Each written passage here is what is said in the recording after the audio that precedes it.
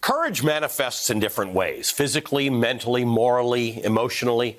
But all forms of courage are defined by the willingness to act in the face of adversity.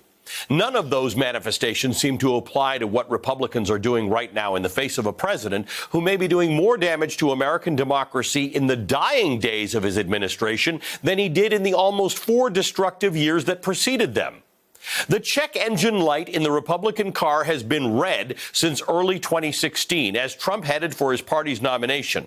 The problem was serious then, but now the engine has seized. The tires are blown out. The car is careening out of control toward a cliff. And with very, very few exceptions, Republicans across this country are standing by, watching it happen, and holding their tongues.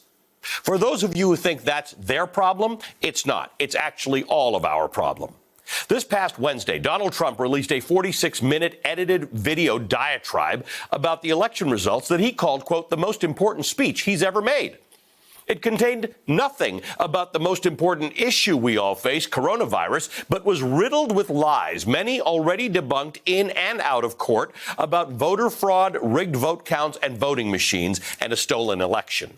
It's bad enough that Republicans encouraged this behavior in the early days after Joe Biden's victory, but it's been a month now, and enough is more than enough already.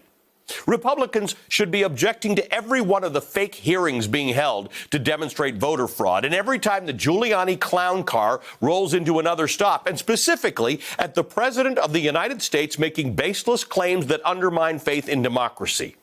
I can't tell you how many times over the last 4 years I've heard people give Trump the benefit of the doubt, asking what damage he can actually do. Apparently, a lot. His supporters are asking legislatures to overturn the will of the people, suggesting he somehow cling to power.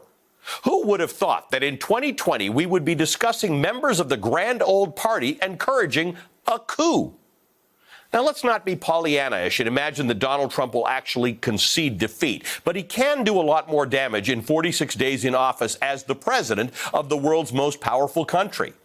Maybe Republicans can't change Trump, but if members of the Republican Party plan to exist beyond Trump, they may want to display a little bit of courage.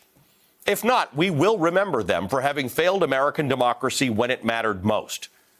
Donald Trump lost, and he will not succeed in stealing this election, not in the actual courts and not in the court of public opinion.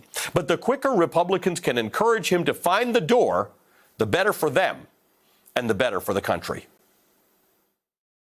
Hey there, I'm Chris Hayes from MSNBC. Thanks for watching MSNBC on YouTube. If you want to keep up to date with the videos we're putting out, you can click subscribe just below me or click over on this list to see lots of other great videos.